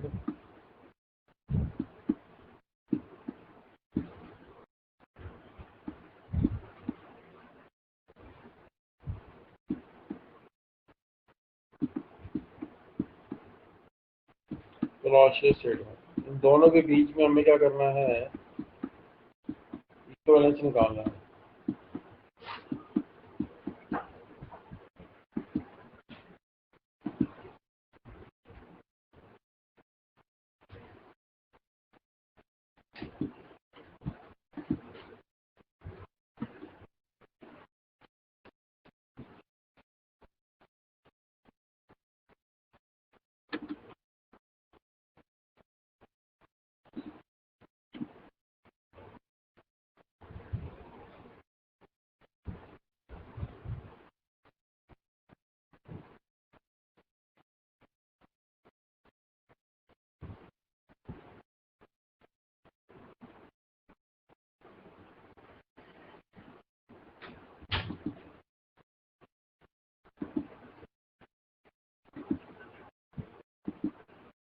तो मैं आगे चल रहा हूँ। अब हम एक एग्जांपल लेते हैं।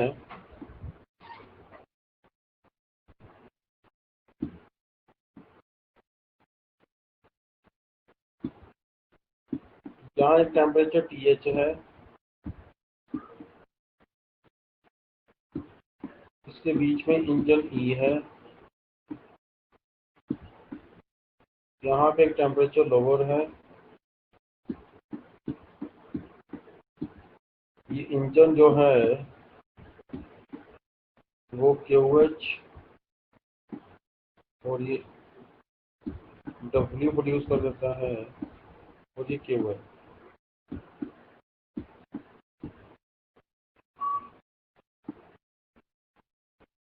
यहाँ पे एक रिवर्स इंजन है जो latest force QL energy absorb कर लेता है,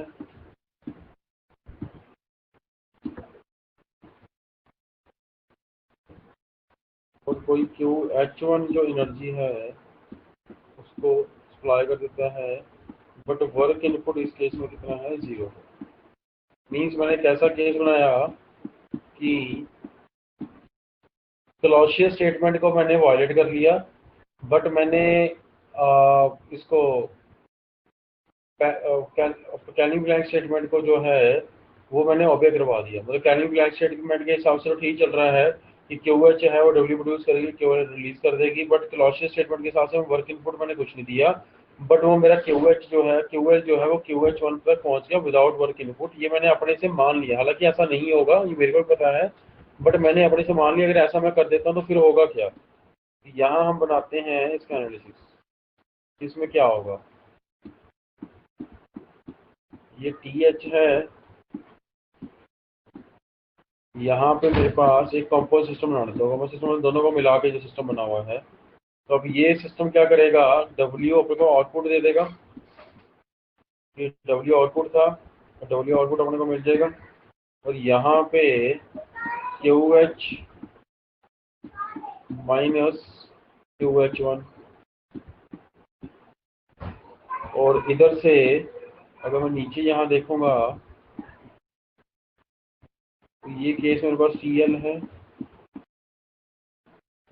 और यहाँ पे QL माइनस QL, मतलब यहाँ पे जो QL है वो कितनी होगी, 0 होगी। तो W नोट की वैल्यू देखेंगे तो W नोट यहाँ पे कितना था, QH माइनस QL था, और यहाँ पे वर्क इनपुट 0 था, तो QH1 जो था वो QL की इक्वल ही था, और फिर ये factor is equal to QH minus QL, और जो वर्क डन भी प्रोड्यूस हो रहा था वो भी कितना प्रोड्यूस हो रहा है, QH माइनस QL। तो कहने का क्या मतलब हुआ कि हमने अभी क्या करा था कि हमने क्लॉसियस जो स्टेटमेंट है उसको अवॉइड कर दिया, बट एप्लीकेशन में जो हमारे पास जो कैल्विन स्टेटमेंट है वो खुद ब खुद वायलेट होगी। तो ऐसा कोई प्रैक्टिकल पॉसिबल नहीं, केस बनाना पॉसिबल नहीं है कि जिस केस में क्या हो कि आप ये सोचें कि मतलब मैं क्लॉसियस स्टेटमेंट को वायलेट कर दूं और मैं कैल्विन स्टेटमेंट को जो है वो ओबे कर दूं तो वो सिस्टम जो है वो चल पड़ेगा, तो ऐसा पॉसिबल नहीं है। सिमिलरली अगर मैं इसका वाइस वर्सा देखूंगा कि मैं अगर क्लॉसियस स्टेटमेंट जो है उसको मैं ओबे कर देता हूं और कैल्विन स्टेटमेंट को मैं डिसओबे कर देता हूं, तब भी वो सिस्टम नहीं चलेगा। कहने का मतलब अगर जब भी कोई कॉम्पोनेंट सिस्टम आप बनाते हो, जब भी आप दो सिस्टम को कंबाइन करके एक सिस्टम बनाने की कोशिश कर रहे हो, तो तब मेरे पास क्या होना चाहिए, दोनों के दोनों मिला के जो है वो दोनों कंडीशंस को जो है वो सेटिस्फाई करने चाहिए, बिकॉज वो जो एप्लीकेशन है वो उन दोनों के ऊपर डिपेंड करती है। तो ये जब दोनों चलेंगे तो दोनों के दोनों ही वैलिड होने चाहिए। यहाँ पे जब तक दोनों दोनों वैलिड नहीं होंगे तब तक जो सिचुएशन है वो नहीं चल पाएगी।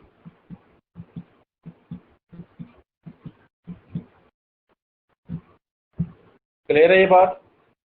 तो अब हमारे को ये ऑलवेज ध्यान रखना है, ये बातें मैं आपको इसलिए बता रहा हूँ बिकॉज बहुत सारे समझ नहीं आया। अगर इकबाल ये देख मेरे पास क्या है, हमने एक एप्लीकेशन बनाई अपने से, हमने एक मान लिया कि मैं एक ऐसा सिस्टम बनाता हूँ एक कॉमन TH के अंदर, मेरे पास TH और TL मेरी एक एप्लीकेशन चल रही है।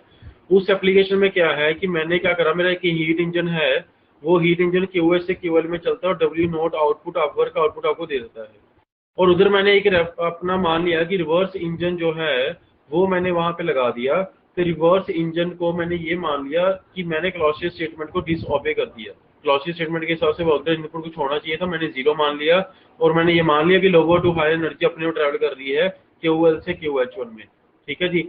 उस केस में मैंने क्या करा, उनको कॉम्पोजिट निकालने की कोशिश करी। जैसे ही मैंने कॉम्पोजिट निकालने की कोशिश करी तो मेरे को ये देखने को मिला कि मैंने जिस एप्लीकेशन में क्लॉसियस स्टेटमेंट को मेरे पास वो जो सिस्टम था उसको वायलेट करा था, और मेरे हिसाब से कम कैल्विन के हिसाब से वो सिस्टम चलना चाहिए था, बट उस सिस्टम में क्या होगा, उस सिस्टम में मेरे पास जो है कैल्विन प्लैंक स्टेटमेंट जो है वो भी डिसओबे कर जाएगी। तो मतलब जो भी एप्लीकेशन प्रैक्टिकली होगी, अगर आप उसका कॉम्प्लेक्स सिस्टम बनाते हो, अगर वो दो एप्लीकेशन आप इकट्ठी यूज कर रहे हो, तो दोनों की दोनों स्टेटमेंट सेटिस्फाई होना जरूरी है। अगर उन दोनों में से एक भी स्टेटमेंट डिसओबे कर गई तो आपकी जो सिचुएशन है वो क्या हो जाएगी, वो डिसओबे ही कर जाएगी। मतलब वो सिस्टम, वो इंजन या वो एप्लीकेशन जो है वो आप नहीं रन कर पाओगे प्रैक्टिकली, अगर दोनों में से कोई एक सिस्टम भी जो है, एक एप्लीकेशन भी जो है वायलेट होती है। अब ऐसे क्वेश्चंस बेसिकली पूछे कहाँ जाएंगे, ऐसे क्वेश्चन पूछे जाते हैं थ्योरेटिकल में। आपको थ्योरेटिकल में एक केस डिफाइन करा होगा उसने क्वेश्चन प्रॉब्लम में, और नीचे 4 ऑप्शन दे रखी होंगी, तो उसमें ये पूछेगा ये इंजन चलेगा नहीं चलेगा, यहाँ ये इंजन चल सकता है बट नहीं भी चल सकता है। तो वो ऐसे ऐसे जो एनालिसिस पूछता है वो सारे जो कॉन्सेप्ट हैं वो इसी के ऊपर बेस्ड हैं। वो सारे जो कॉन्सेप्ट हमें ध्यान में रखने हैं कि वो सारी जो बातें हैं वो इन बात दो कैल्विन प्लैंक स्टेटमेंट और क्लॉसियस स्टेटमेंट को ध्यान में रख के ही आंसर करना है। अगर ये कहीं पे आपको डिसओबे दिखती है कोई दोनों में से एक सिचुएशन भी, तो वो सिचुएशंस कभी भी वर्कआउट नहीं होंगी, वर्केबल के कंडीशंस नहीं है कभी भी वो हमारे हिसाब से। क्लियर है? तो ये हमारा इक्विवेलेंस का मतलब है। सिमिलरली वाइस वर्सा भी इसका ट्रू है। अगर मैं कोई ऐसी एप्लीकेशन बनाता हूँ और जिसमें मैं क्लॉसियस स्टेटमेंट वैलिड कर दूं और कैल्विन प्लैंक स्टेटमेंट जो है वो मैं वायलेट कर दूं, तो उस केस में भी सिमिलरली ऐसे ही हमारे को दिखेगा कि हमारे पास जो सिचुएशन है वो क्या कर रही होगी, क्लॉसियस स्टेटमेंट को भी वायलेट करना स्टार्ट कर देगा। इट मीन्स अगर मैं दोनों एप्लीकेशन, दोनों स्टेटमेंट्स की एप्लीकेशन, दोनों तरह के मैं इंजन और हीट इंजन और रिवर्स इंजन में इकट्ठे कंबाइन करता हूँ, तो अल्टीमेटली सी बात है दोनों की दोनों कंडीशन जो है सेटिस्फाई करनी चाहिए। दोनों में से एक कंडीशन भी डिसओबे होती है, सिस्टम वर्केबल नहीं है। ये बात ध्यान में रख लेना, इसको बोल्ड करके नोट बना के रख लेना।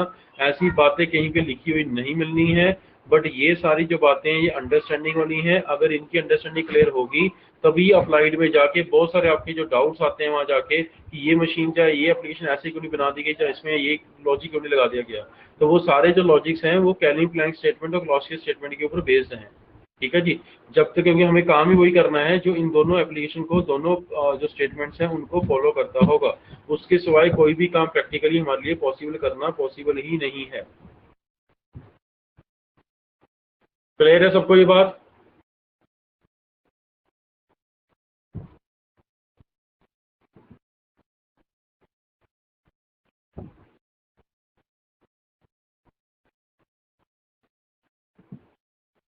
अब सेकंड लॉ में जो हमने एफिशिएंसी निकाली है, सेकंड लॉ में जो हम एफिशिएंसी निकाल रहे हैं, इस एफिशिएंसी के लिए कुछ थोड़ी सी बात ध्यान रख लेना। यहाँ पे हमने जो वैल्यू निकाली है, this is equal to Q H minus Q L upon में क्यू एच। तो ये मेरे पास जो सिचुएशन है, यहाँ पे क्यू एल के साथ ऑलरेडी नेगेटिव साइन लगा हुआ है, तो क्यू एल में यहाँ पे नो साइन कन्वेंशन रिक्वायर्ड, ये लिख लेना अपने पास। फर्स्ट लॉ में साइन कन्वेंशन लगनी है पर सेकंड लॉ में साइन कन्वेंशन नहीं लगेगी, क्योंकि यहाँ पे क्यू एल को ऑलरेडी रिजेक्टेड बता रहा है।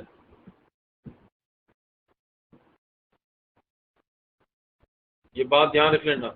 यहाँ पे अगर जो हीट एनर्जी मेरे पास रिलीज कर रही है तो उसको भी आप एज इट इज पुट कर दोगे इसमें, क्यू एच की हीट सप्लाई पुट कर दोगे, क्यू आर एल भी आप एज इट इज पुट कर दोगे, तो वो सीधे आपके पास एफिशिएंसी का आंसर आ जाएगा। अगर साइन कन्वेंशन आपको लेनी है तो फिर ये एफिशिएंसी आपको कैसे दिखनी चाहिए थी, ये एफिशिएंसी दिखनी चाहिए थी Q H my plus Q L by Q H. तो इस केस में हमने क्या करा हुआ है, इस केस में हमारे पास जो साइन कन्वेंशन है वो कंसीडर्ड नहीं है। अगर ऐसे इसको लिखोगे, नो साइन कन्वेंशन कंसीडर्ड,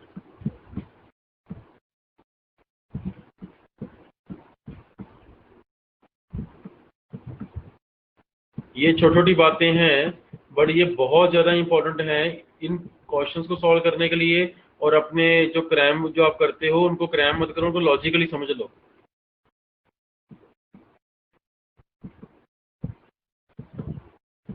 तो सेकंड लॉ में हमारे पास साइन कन्वेंशन यूज नहीं होते हैं और फर्स्ट लॉ में हमारे पास साइन कन्वेंशन जो है वो यूज होते हैं। ये बात, ये नोट बना के अपने पास रख लेना, क्योंकि बाद में यही अब कंफ्यूजन रहने हैं कि मैं अब क्यू एल के साथ नेगेटिव लूँ कि ना लूँ, क्योंकि अप्लाइड में जाके यही अल्टीमेटली आपने गलतियां करनी है। तो मेरा फोकस यही है कि जो अप्लाइड में कंसेप्ट यूज होने वाले हैं, जो बातें वहाँ पे आप लोग गलत करते हो, उन्हीं छोटी छोटी बातों को मैं यहाँ भी बेसिक में इसलिए आपको बता रहा हूँ। अल्टीमेटली वहाँ जाके सिर्फ मेरा जो फोकस होगा वो इम्प्लीमेंटेशन के ऊपर होगा कि हम वो बेसिक इक्वेशन के पीछे मत भागते रहे, क्योंकि वहाँ पे हमें नई इक्वेशन आ जाएगी, नई इक्वेशन को डेवलप करना होगा, तो उन बेसिक इक्वेशन को आगे मॉडिफाई करना होता है। तो उन बेसिक इक्वेशन की जब आइडिया होगा तो फर्दर डेवलपमेंट जो इक्वेशंस की है वो बहुत ज़्यादा इजी हो जाएगी आप लोगों के लिए। तो ये बातें छोटी जो है कि साइन कन्वेंशन सेकंड लॉ में नहीं यूज होगा, बट साइन कन्वेंशन जो फर्स्ट लॉ में है वो रिक्वायरमेंट होती है। तो इसलिए फर्स्ट लॉ में जब भी इक्वेशंस लगा रहे हो तो साइन कन्वेंशन लगा के चलो, जब भी सेकंड लॉ की इक्वेशंस लगा रहे हो तो साइन कन्वेंशन की जरूरत नहीं है। आप सीधी जो मैथमेटिकल उसकी वैल्यू है, जो उसका मैग्नीट्यूड है, वो डायरेक्टली उसमें इनपुट कर दो, आपके आंसर सारे अपने आप सही आने शुरू कर देंगे। क्लियर है बात? तो आज का लेक्चर इतना ही है। तो इसको अच्छी तरह से अब ये सारा बेसिक समझ जाओ जितना मैंने आपको बताया है। अभी थोड़ा थोड़ा काम, ज़्यादातर थ्योरेटिकल काम ही था, आपने देखा है। तो ये थोड़ी बातें जो है कंसिडरेशन में रखो अपने।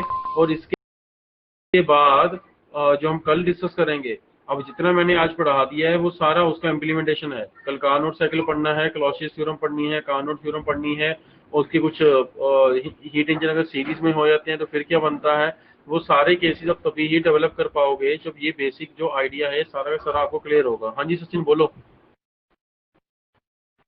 स्लाइड क्या कह रहे हो?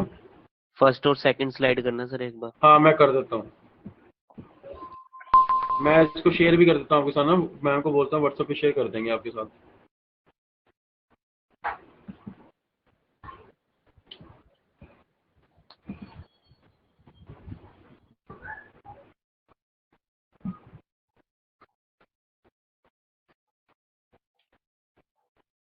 सेकंड स्लाइड करना सर। एक मिनट, मैं ना एक्सपोर्ट ही कर रहा हूँ इसको ना, मैं करके आपको शेयर भी कर देता हूँ, एक मिनट रुक जाओ बस।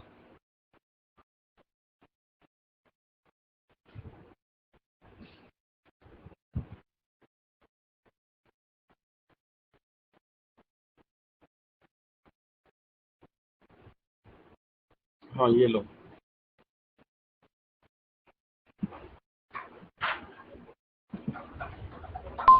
हाँ जी राहुल बोलो। पॉसिबल हो तो सुबह कर लो। ये मैं कर रहा हूँ सेटिंग ना, थोड़ी क्लास लूस और ना, और ब्रांचेस की भी चल रही हैं, कर रहा हूँ धीरे धीरे, अब इसको लेके आता हूँ सुबह तक, टेंशन लो। मैं आज दोबारा शेड्यूल चेक करता हूँ एक बार कि भी क्या और पॉसिबिलिटी हो सकती है, पर मैं ब्रांच के ना शेड्यूल कर ले शाम तक। अच्छा ठीक है, मैं करता हूँ आज बात करके, फिर मैं उसकी अकॉर्डिंग जैसे होता है सुबह ही करूँगा इसको। तो मेरे को आगे ठीक। टाइम थोड़ा ज़्यादा चाहिए, तो वो इतने टाइम में हो नहीं पाना कुछ भी, और मतलब रिदम बनता है जितने उतने टाइम में खत्म हो जाता है, तो मज़ा नहीं आता बनाने का मेरे को भी। हाँ हाँ जी। जी हितेश बोलो।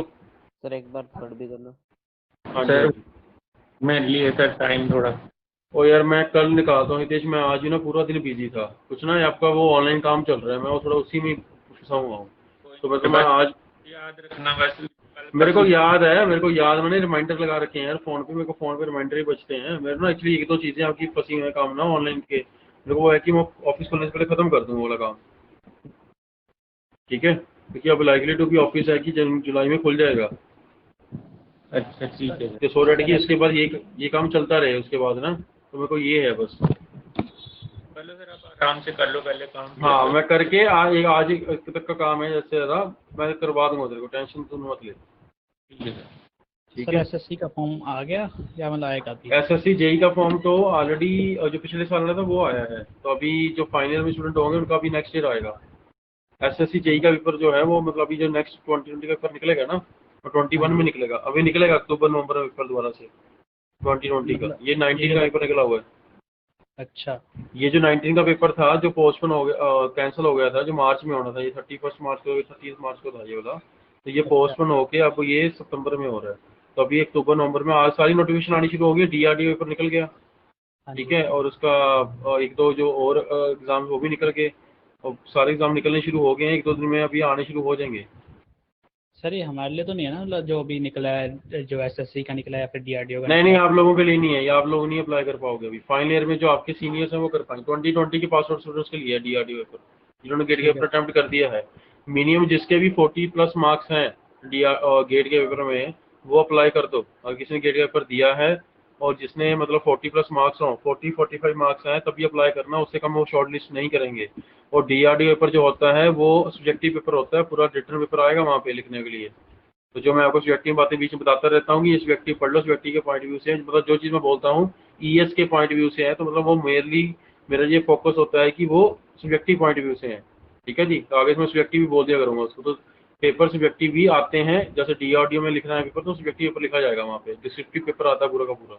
तो अभी जो तैयारी कर रहे हो तो सारी बातों को पैरेलल ध्यान में रख के करो, सिर्फ ऑब्जेक्टिव के पीछे मत भागो, इसलिए फोकस करो कंसेप्ट के ऊपर। ठीक है जी, तो कल मिलते हैं, कल आगे फिर डिस्कस करते हैं।